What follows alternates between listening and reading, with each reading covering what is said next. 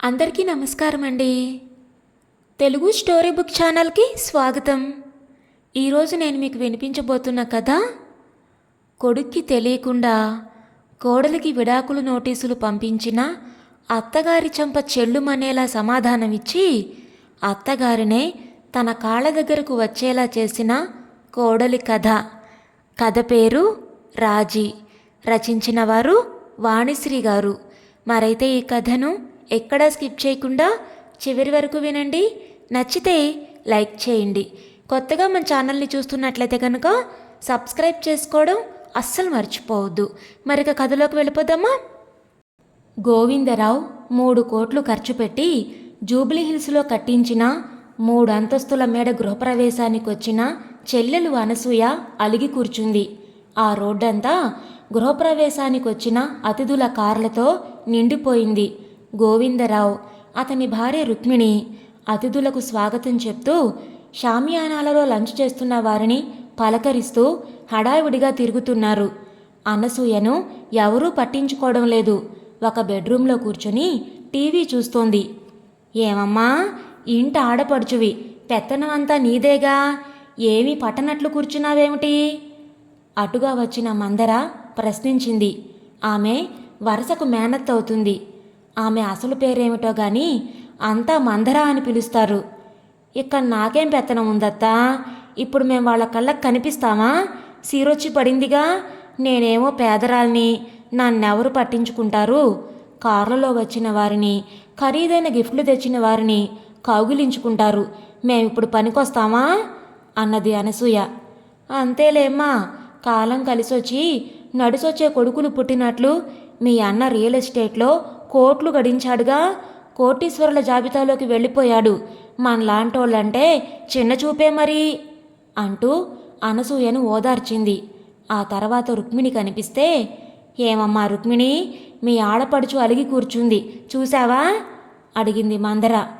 ఏమిటి పిన్ని, అనసూయ అలిగిందా? ఎందుకు? ఏం తక్కువ చేశాం? 50,000 పెట్టి నెక్లెస్ పెట్టామా? 10,000 రూపాయల పట్టుచీర కొనిచ్చాం. ఇంకేం లోటు చేశాం అన్నది రుక్మిణి. ఏమోనమ్మా, నాకేం తెలుసు. శుభమాని గృహప్రవేశం చేసుకుంటూ ఉంటే ఆడపడుచు ఏడుస్తూ కూర్చోవడం మంచిది కాదు. ఏమిటో కనుక్కోండి. చిచ్చుపెట్టి వెళ్ళిపోయింది మందర. ఏమండి, మీ చెల్లెలు ఎందుకో అలిగిందట, ఏమిటో కనుక్కోండి అని గోవిందరావుని హెచ్చరించింది రుక్మిణి. ఏమిటో, దీనికి ఎంత చేసినా తృప్తి ఉండదు అని గొనుక్కుంటూ చెల్లెల్ని వెతుక్కుంటూ వెళ్ళాడు. అనసూయ, ఇక్కడేం చేస్తున్నావు?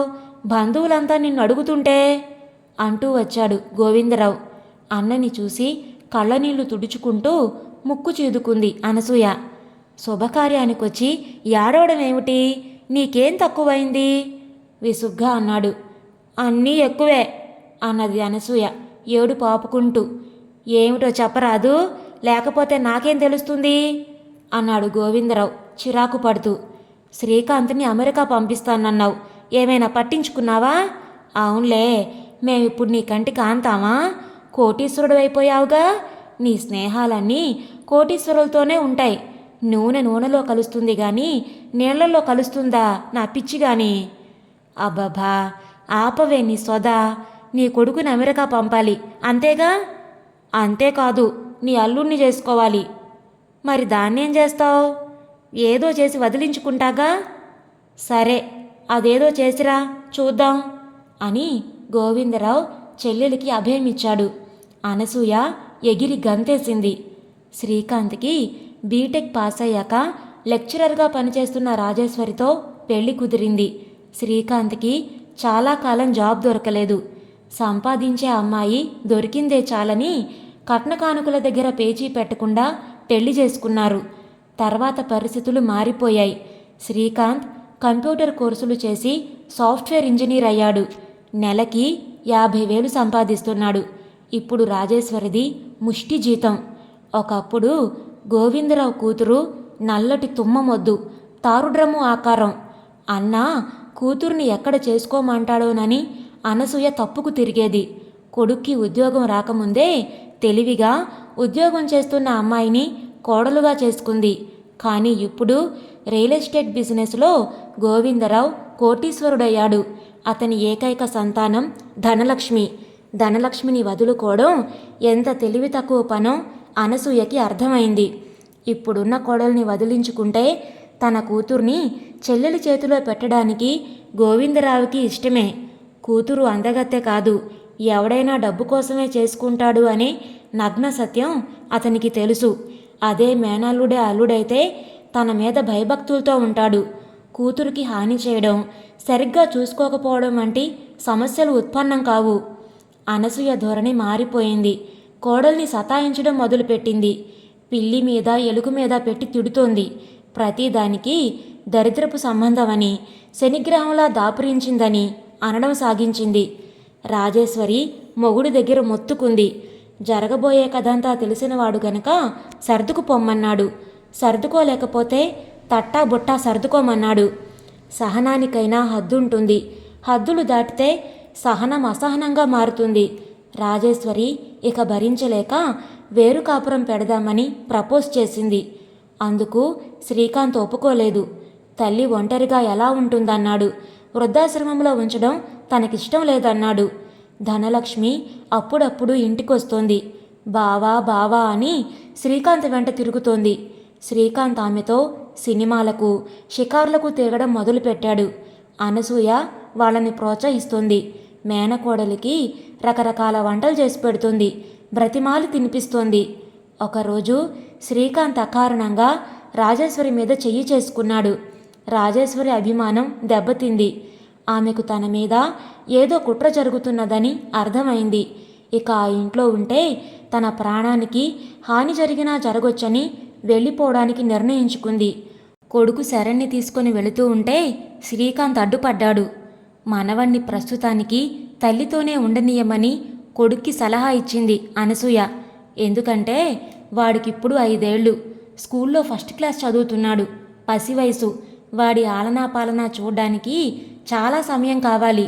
ప్రస్తుతం రాజేశ్వరి దగ్గరే ఉంటే ఆ తిప్పలేవో అదే పడుతుంది. విడాకులు తీసుకునేటప్పుడు వాణ్ణి తమతో ఉండేటట్లు కోర్టులో కేసు వేయవచ్చు. తల్లి ఆలోచన శ్రీకాంత్కి నచ్చింది. కానీ అతనికి కొడుకంటే బాగా ఇష్టం. వాణ్ణి వదిలి ఉండడం కష్టం అనిపించింది. కానీ అనసూయ అనేక విధాల కొడుక్కి నచ్చజెప్పింది. ఏ మనిషైనా మనకి అందుబాటులో ఉన్నప్పుడు వారి విలువ తెలియదు, దూరమైనప్పుడే తెలుస్తుంది. శ్రీకాంత్కి ఇప్పుడు అటువంటి అనుభవం ఎదురైంది. రాజేశ్వరి ఎంతో అనుకూలవతి, అందమైనది కూడా. కొడుకు శరణ్ కూడా అంతా తల్లి పోలికలతో ముద్దుగా ఉంటాడు. అటువంటి కొడుకు దూరమైపోవడం శ్రీకాంత్కి కష్టంగా ఉంది. దాదాపు ప్రతిరోజు కొడుకు గుర్తుకొస్తున్నాడు. వాడి ఆటలు, పాటలు, చిలిపి చేష్టలు, ముద్దు ముద్దు మాటలు జ్ఞాపకం వచ్చి అతనికి నిద్ర పట్టడం లేదు. రాజేశ్వరితో పోల్చుకుంటే ధనలక్ష్మి కురూపి. కానీ ఆమెను చేసుకుంటే కుబేరుడవుతాడు. డబ్బు, దానివల్ల వచ్చే సౌకర్యాలు, సుఖాలు సమకూరుతాయి. జూబ్లీ హిల్స్లో ప్యాలెస్ లాంటి భవనంలో నివాసం ఉంటాడు. కార్లలో తిరుగుతాడు. విమానాల్లో ఎగురుతాడు. జీవితం అంటే అవేనా అనే ఆలోచనలో పడ్డాడు. ధనలక్ష్మితో పెళ్లికి రాజేశ్వరిని వదులుకోవడం ఇప్పుడు అతనికి అంత ఇష్టంగా లేదు. రాజేశ్వరిని విడాకులు ఇవ్వకుండా సర్దుకుపోమ్మని రాయబారం పంపాడు. కానీ అందుకు రాజేశ్వరి ఒప్పుకోలేదు. ఏం చేయాలో తెలియక అయోమయంలో పడిపోయాడు శ్రీకాంత్. కొడుకుని పక్కన పెట్టి అనసూయ లాయర్ని మాట్లాడి అన్ని వ్యవహారాలు తనే చూడడం మొదలుపెట్టింది. ముందుగా రాజేశ్వరికి లాయర్ ద్వారా నోటీస్ పంపించింది. భర్తను వదిలిపెట్టి వెళ్ళావు, సంవత్సరం దాటింది, కాబట్టి విడాకులు కావాలి, అలాగే కొడుకుని అప్పగించాలి అని నోటీసు సారాంశం. అది చదవకుండానే శ్రీకాంత్ సంతకం పెట్టేశాడు. 10 రోజుల తర్వాత రాజేశ్వరి నుంచి జవాబు వచ్చింది. నేను విడాకులు తీసుకోవడానికి సిద్ధంగా ఉన్నాను, కానీ శరణ్ని మీకు అప్పగించను. ఎందుకంటే వాడు నా కొడుకు, నా రక్తమాంసాలు పంచుకొని పుట్టినవాడు. వాడితో నీకెటువంటి సంబంధము లేదు. వాడు నీకు పుట్టలేదు. కావాలంటే DNA టెస్టులకు నేను సిద్ధం. అది చదివిన అనసూయ నెత్తిన పిడుగు పడింది. ఆమెకు గతం గుర్తొచ్చింది. పెళ్ళయి సంవత్సరమైనా రాజేశ్వరి కడుపు పండలేదు. టెస్టులో శ్రీకాంత్కే లోపమని తేలింది. అనసూయ దిగులు పడింది. కొడుకు సున్నిత మనస్కుడు. తనలో లోపం ఉందని తెలిస్తే దిగులు పడతాడు. వాడికి పసిపిల్లలంటే ఎంతో ఇష్టం. ఇరుగు పొరుగు పిల్లల్ని ఎత్తుకొని ఆడించేవాడు. ఇంట్లో ఒక్కడే కావడంతో, పసిపిల్లలు లేకపోవడంతో ఎక్కడ పసిపిల్లల్ని చూసినా వాడికి ప్రాణం లేచొచ్చేది. అటువంటి వాడికి పిల్లలు పుట్టే యోగం లేదని తెలిస్తే తల్లడిల్లిపోడు. అత్తయ్య, శ్రీకాంత్కి ఈ విషయం చెప్పొద్దు. ఏదో చిన్న లోపం, సర్దుకుంటుంది అని చెప్పండి. ఫెర్టిలిటీ సెంటర్లో కన్సల్ట్ చేద్దాం. ఆ విధంగా పిల్లల్ని కంటాను. తన పిల్లలే అని శ్రీకాంత్ నమ్ముతాడు అని రాజేశ్వరి ఉపాయం చెప్పింది. రాజీ, నువ్వు చెప్పినట్లే చేద్దాం. అనవసరంగా వాడికి మనస్తాపం కలిగించడం ఎందుకు అన్నది అనసూయ. తర్వాత ఫెర్టిలిటీ సెంటర్లో డోనర్ ద్వారా రాజేశ్వరి గర్భం ధరించి శరణ్ని కన్నది. అప్పుడు ఆమె భర్తలా నటించడానికి బంధువుల అబ్బాయిని తీసుకొచ్చి నాటకం ఆడించింది అనసూయ. అనసూయకి అదంతా గుర్తొచ్చింది. శ్రీకాంత్ అసలే సున్నిత మనస్కుడు. ఇప్పుడు రాజేశ్వరి లాయర్ నోటీస్కిచ్చిన జవాబు శ్రీకాంత్కి తెలిస్తే శరణ్ తన రక్తం పంచుకు పుట్టినవాడు కాదనే సత్యం జీర్ణించుకోగలడా? ఆమెకు ఎందుకో భయం కలిగింది. కుటుంబానికి కేవలం డబ్బు మెడలే కాదు, పరువు ప్రతిష్టలు కూడా ముఖ్యమే కదా అనిపించింది. కోర్టులో కేసు నలుగుతూ ఉంటే శరణ్ శ్రీకాంత్ కొడుకు కాదనే సత్యం లోకానికి వెల్లడవుతుంది. కోర్టు తీర్పు కూడా కోడలికి అనుకూలంగానే రావచ్చు. శ్రీకాంత్కి పిల్లలు పుట్టే అవకాశం లేదని తెలిస్తే మేనకోడలు ధనలక్ష్మి మాత్రం వాణ్ణెందుకు పెళ్లి చేసుకుంటుంది? అప్పుడు శ్రీకాంత్ రెంటికి చెడ్డ రేవడవుతాడు. ఇన్నాళ్ళు తను అన్నకు వచ్చిన నడమంత్రపు సిరి ఎలా సొంతం చేసుకోవాలా అని దుష్టపన్నాగం పన్నింది. తన కళ్ళకు పొరలు కమ్మాయి. కొడుకు లోపం గుర్తుకు రాలేదు. కోడలు చెప్పుతో కొట్టినట్లు జవాబిచ్చి తన కళ్ళు తెరిపించింది. అనసూయ ఇక ఆలస్యం చేయలేదు. కోడలు పంపిన జవాబు చించి పారేసింది. తనే కోడల్ని వెతుక్కుంటూ వెళ్ళింది. రాజేశ్వరి అత్తని చూసి ఆశ్చర్యపోయింది. రాజీ, నన్ను క్షమించు. చిన్నదానివైనా నీ కాళ్ళు పట్టుకుంటాను. శరణ్ తన కొడుకు కాదనే నిజం శ్రీకాంత్కి తెలియకూడదు. తెలిస్తే వాడి గుండె పగులుతుంది అని కన్నీళ్లు పెట్టుకుంది అనసూయ. రాజేశ్వరి ఏమీ మాట్లాడలేదు. నేను మా అన్న ఆస్తి పరాయి వాళ్ళకి దక్కకుండా నాకే సొంతం కావాలనే ఆలోచనతో నీకు అన్యాయం చేయాలనుకున్నాను. నన్ను ధనపిశాచం ఆవహించింది. జరిగింది మర్చిపో. మనింటికి పోదాం పదా అన్నది అనసూయ. శరణ్ నాయనమ్మని చుట్టుకొని వదలడం లేదు. వాళ్ళిద్దరి మధ్య జరుగుతున్న ఘర్షణ అర్థం చేసుకునే వయసు కాదు వాడిది. చాలా రోజుల తర్వాత నాయనమ్మ కనిపించడంతో వాడికి ఆనందంగా ఉంది. ఇన్నాళ్ళు తనని హింస పెట్టిన అత్త కాళ్లావేళ్లా పడుతూ ఉండడంతో ఆమెదేదైనా కొత్త నాటకమేమో అనే అనుమానం వచ్చింది రాజేశ్వరికి. కానీ ఆమె వలవలా ఏడవడం, శరణ్ లేకుండా శ్రీకాంత్ జీవించలేడని పదే పదే చెప్పడం వల్ల అత్త పశ్చాత్తాపడుతున్నట్లుగా నమ్మగలిగింది. ధనలక్ష్మితో పెళ్లి బెడద వదిలిపోవడం ఆమెకు రిలీఫ్ కలిగించింది.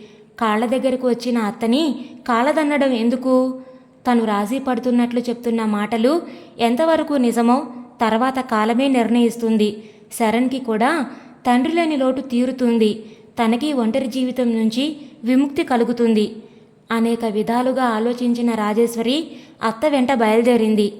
ఆఫీసు నుంచి ఇంటికి వచ్చిన శ్రీకాంత్ని డాడీ అంటూ పరిగెత్తుకొచ్చి కాళ్ళకి చుట్టుకున్నాడు శరణ్. చాలా కాలం తర్వాత కొడుకును చూసిన శ్రీకాంత్ మనసు ఉప్పొంగిపోయింది. శరణ్ని ఎత్తుకొని ముద్దులాడాడు. నిన్నెవరు తీసుకొచ్చారు? కొడుకుని అడిగాడు. నేనే అంటూ వచ్చింది అనసూయ. తల్లి వైపు ఆశ్చర్యంగా చూశాడు. ఆమె వెనకనే వచ్చిన రాజేశ్వరిని చూసి అతని కళ్ళు మెరిశాయి. రాజీతో రాజీ పడిపోయాన్రా అన్నది అనసూయ. శ్రీకాంత్ భార్యని, తల్లిని అయోమయంగా చూశాడు. ఎన్నాళ్ళు ఎలుక, పిల్లి, పాము, గద్దలా విరోధంగా ఉన్న అత్తాకోడలు ఇంత సడన్గా ఎందుకు రాజీ పడ్డారో అతనికి అర్థం కాలేదు. అసలు రహస్యం బయటపడే అవకాశం కూడా లేదు. ఇక ఆ విషయం శ్రీకాంత్ ఎప్పటికీ తెలుసుకోలేడు. ఇదండి ఈరోజు కథ. ఈ కథను గురించిన మీ విలువైన అభిప్రాయాలను కామెంట్స్లో తప్పకుండా తెలియచేయండి. ఇంత మంచి కథను మనకు అందించిన వాణిశ్రీ గారికి మనందరి తరపు నుంచి ధన్యవాదాలు తెలియచేసుకుంటున్నానండి. మరి ఈ కథ మీకు నచ్చిందా? నచ్చితే లైక్ చేయండి, షేర్ చేయండి. అలాగే కొత్తగా మన ఛానల్ని చూస్తున్నట్లయితే కనుక సబ్స్క్రైబ్ చేసుకోవడం ద్వారా ఇలాంటి మరెన్నో మంచి మంచి కథలను మన ఛానల్ ద్వారా వినవచ్చు. మళ్ళీ రేపు మరొక మంచి కథతో మీ ముందుకు వస్తాను. అంతవరకు ఉంటానండి.